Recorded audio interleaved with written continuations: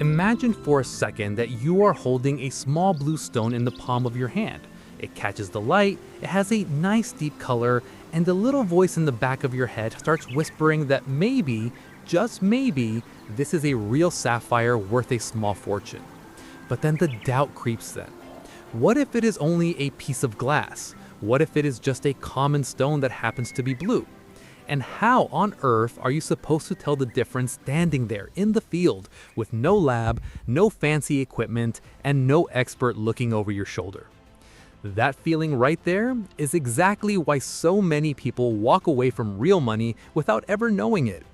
A genuine sapphire, depending on its color and clarity, can be worth anywhere from a few dollars to several $1,000s for a single carat.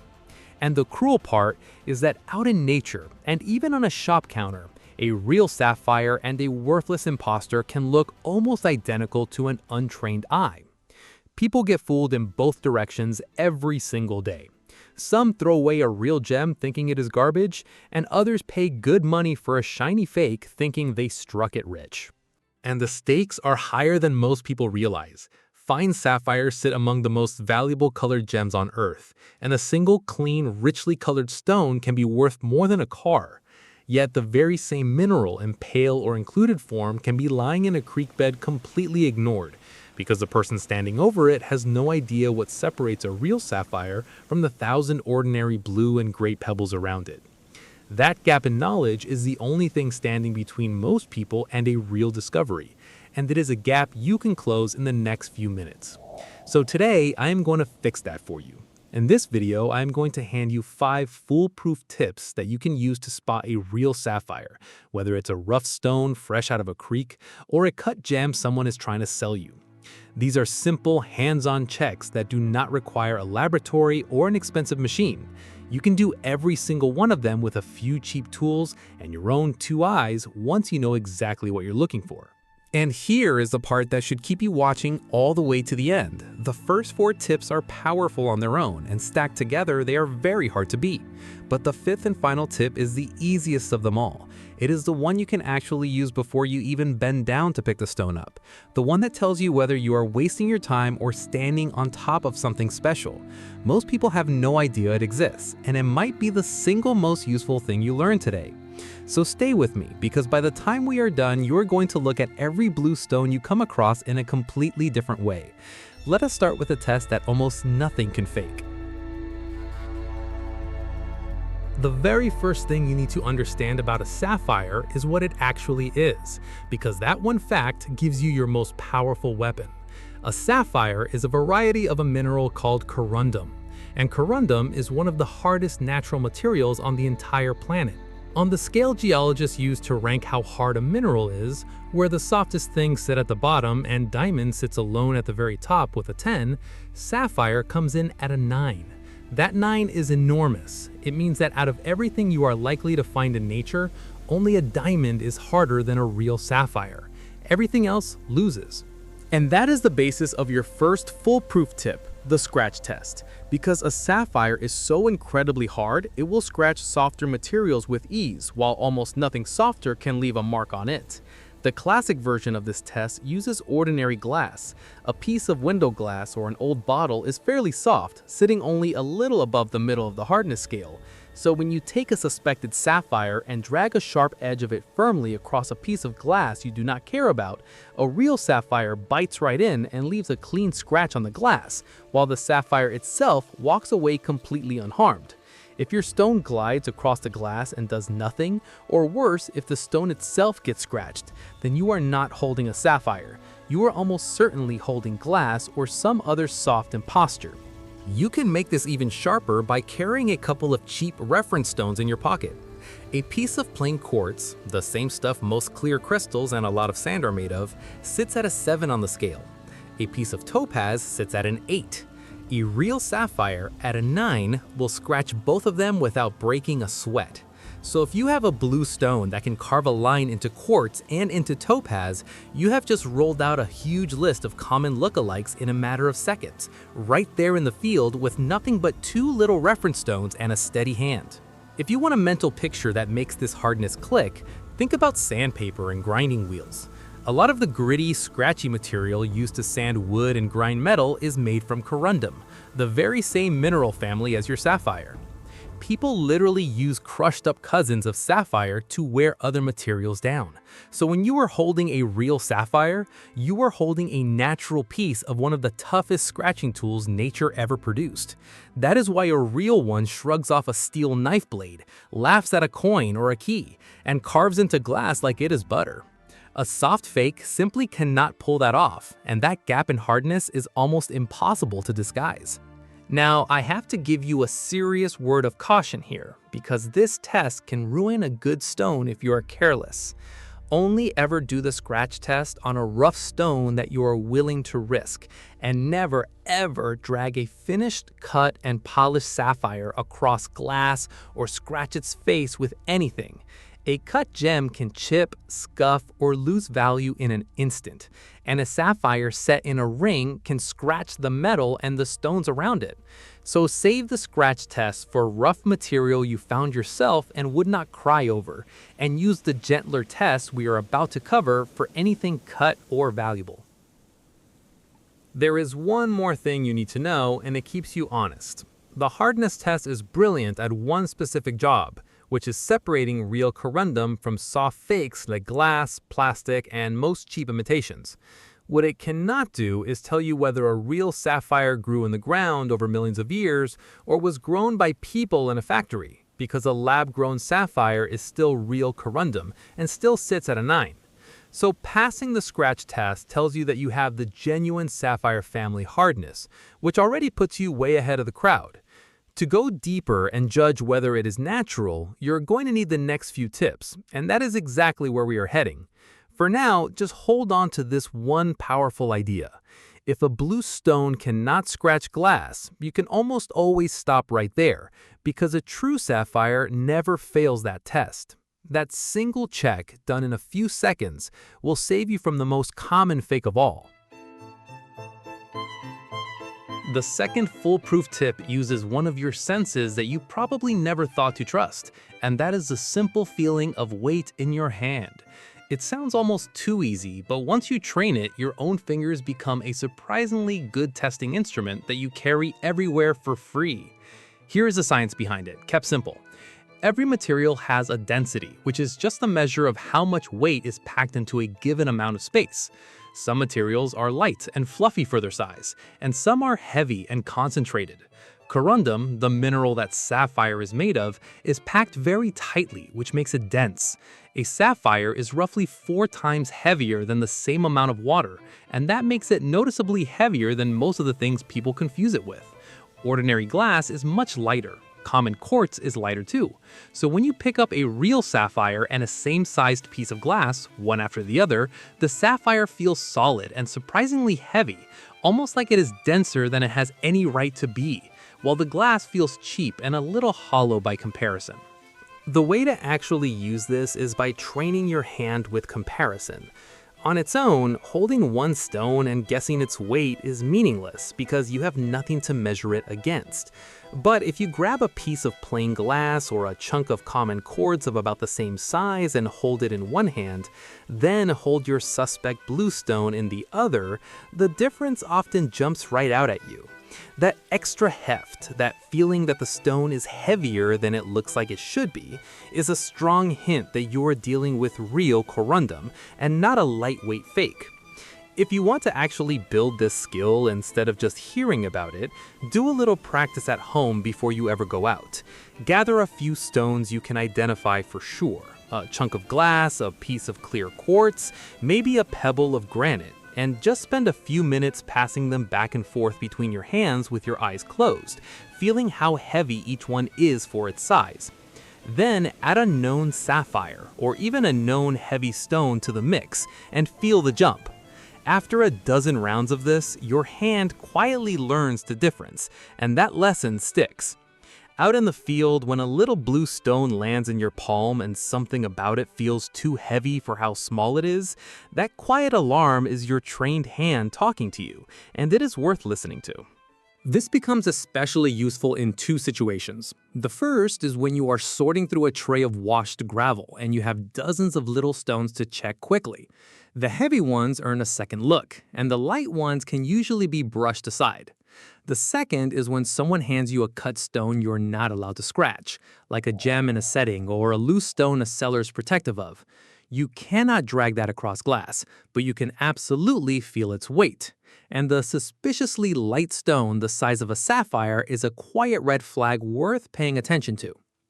Now, I will be honest with you about the limits because I never want you relying on a single test. The weight check is a clue, not a final verdict. Some other dense stones can feel heavy too, and the small stones simply will not have enough mass for the difference to be obvious in your hand. So you treat weight as one vote in a larger election. A stone that is hard enough to scratch glass and also feels heavier than it looks has already passed 2 independent checks, and your confidence should be climbing. To push it even higher, you turn to the way the stone handles light, which is our third tip and one of my personal favorites. The third foolproof tip is all about light, because the way a sapphire interacts with light tells you a story that a fake usually cannot copy. And the first thing you need to clear up, because it trips up almost everybody, is the color itself. Most people hear the word sapphire and immediately picture a deep royal blue, and they assume that anything that is not that exact shade cannot be a sapphire. That assumption costs people real gems. The truth is that sapphire, as a member of the corundum family, comes in a whole rainbow of colors. There are blue sapphires, of course, but there are also green, yellow, orange, pink, purple, and even pale, almost colorless ones. The only color that gets its own separate name is red, because a red corundum is what we call a ruby. Everything else, every other color of corundum, is a sapphire. So the moment you stop searching only for blue, you stop walking past pink, green, and yellow treasures. Some of these other colors are not just valid sapphires, they are highly prized in their own right. A soft pinkish orange sapphire, for example, carries a special name and commands strong prices among collectors. And rich pinks, vivid yellows, and clean greens all have their own devoted buyers. So a stone being some color other than classic blue is never a reason to throw it back. If anything, an unusual color can make it more interesting, and in the right case, more valuable. With that out of the way, let us talk about luster, which is just a fancy word for the kind of shine a stone has on its surface. A real sapphire has what is called a vitreous luster, meaning it shines like clean glass, bright and a little wet looking when it is polished, with a hard, glossy surface. It does not look dull, chalky, or plasticky.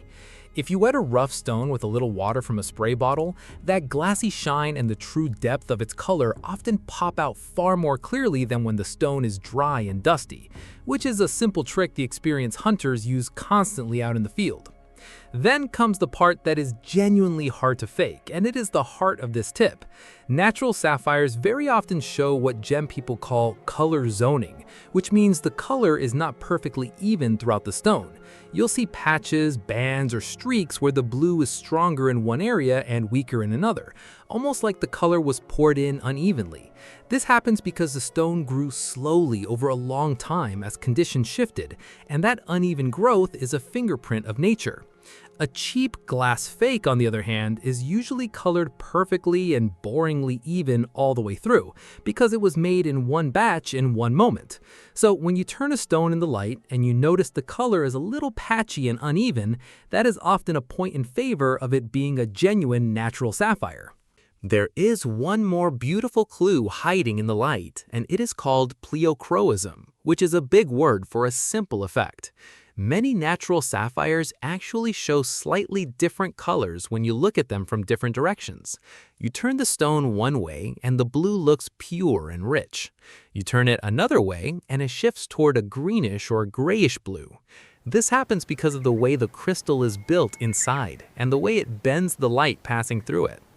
A blob of glass does not do this. Its color stays flat and identical no matter how you rotate it. So slowly rolling a stone in good light and watching for that quiet shift in color is a wonderful, completely free test that points you toward the real thing.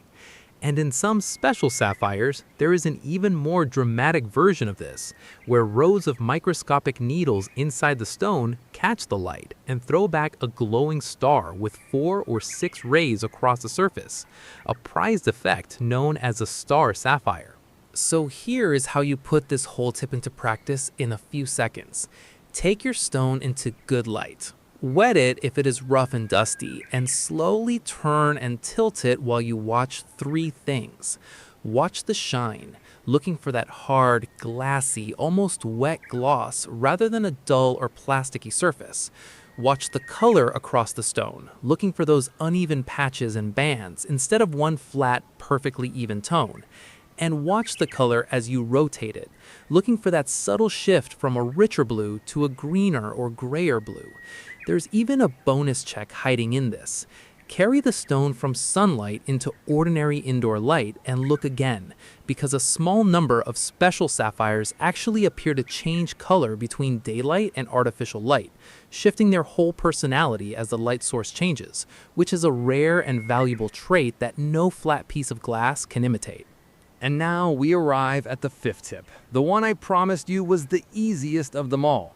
And it is a tip that works before you ever run a single one of the other 4.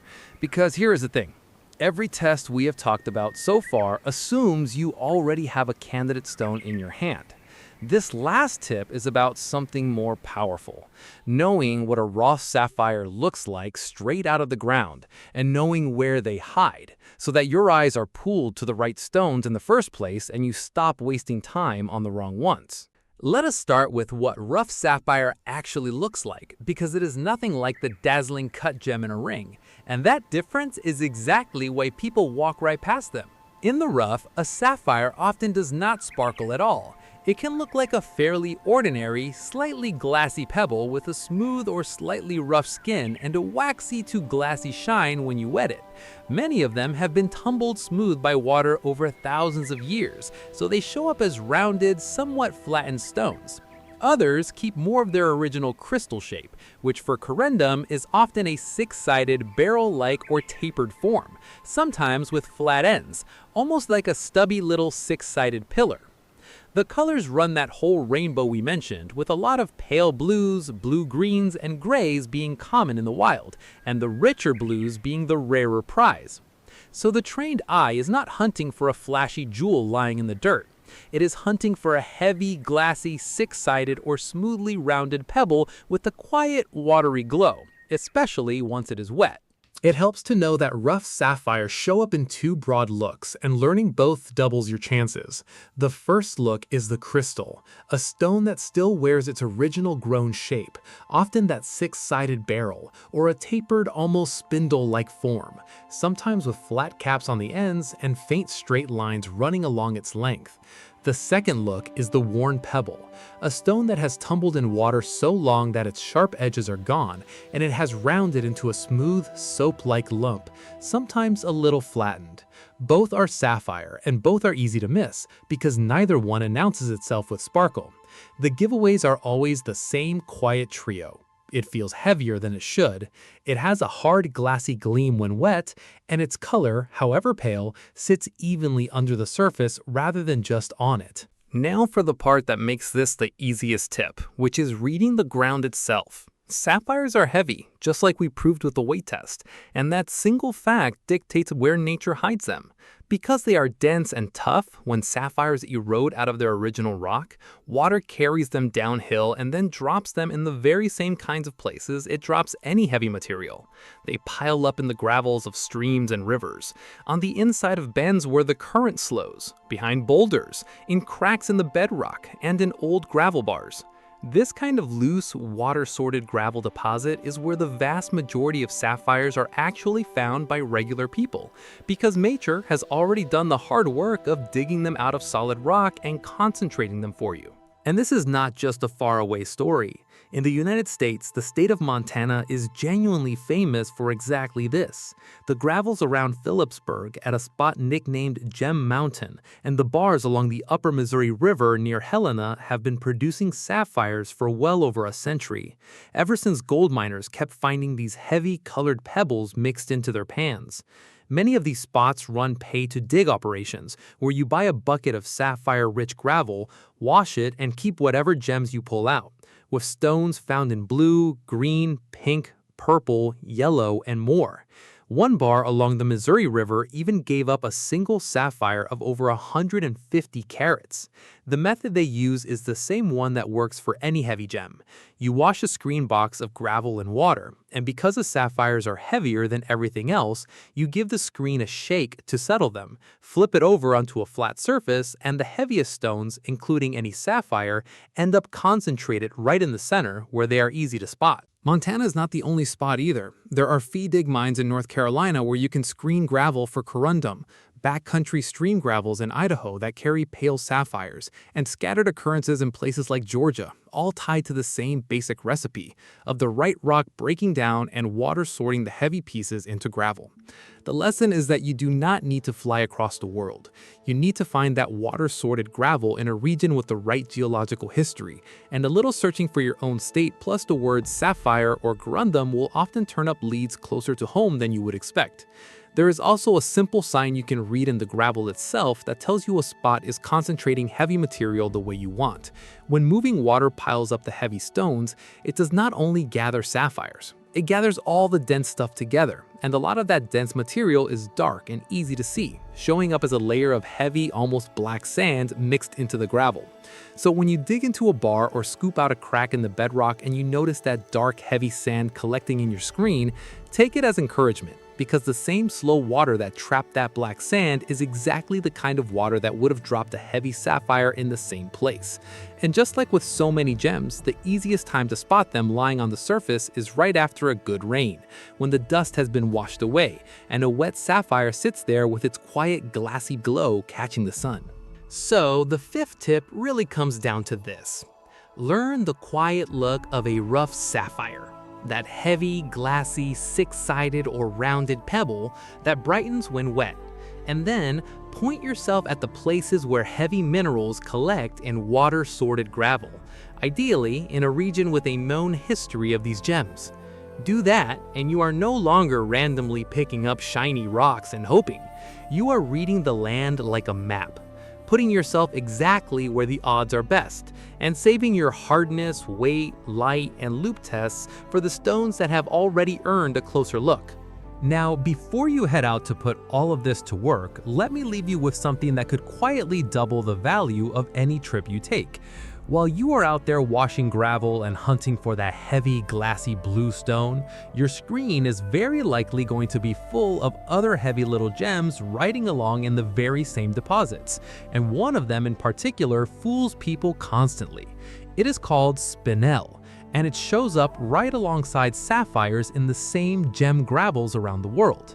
Spinel comes in rich reds, blues, purples, and pinks. It is hard and heavy, and for centuries it was so convincing that some of the most famous rubies and sapphires in royal crowns turned out, much later, to actually be spinel. So while you are focused on sapphire, that same handful of gravel could be handing you a spinel worth real money, and most people toss it aside without a clue. And spinel is not even the only stowaway. Those same heavy gem gravels often carry natural zircon, a stone that can sparkle with surprising fire and comes in golden, red, and blue tones, along with garnets and other dense little gems that all collect in the exact same traps for the exact same reason, because they are heavy and tough, just like your sapphire. The world of gems is always bigger than a single video can hold, and that's exactly why truly knowing what you have in your hand changes everything. And that knowledge is where people either win or get burned.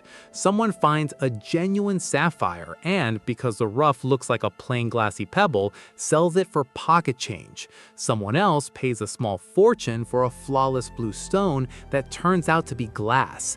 These mistakes happen every single day, and they almost always cost real money.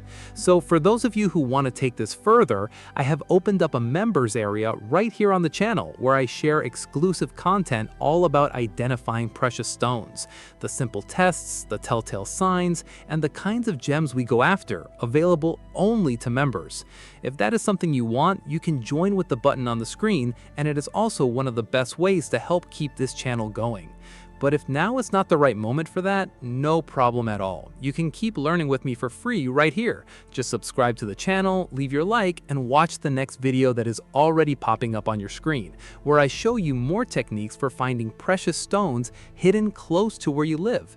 Thanks for liking and subscribing. Good luck, Gem Hunter!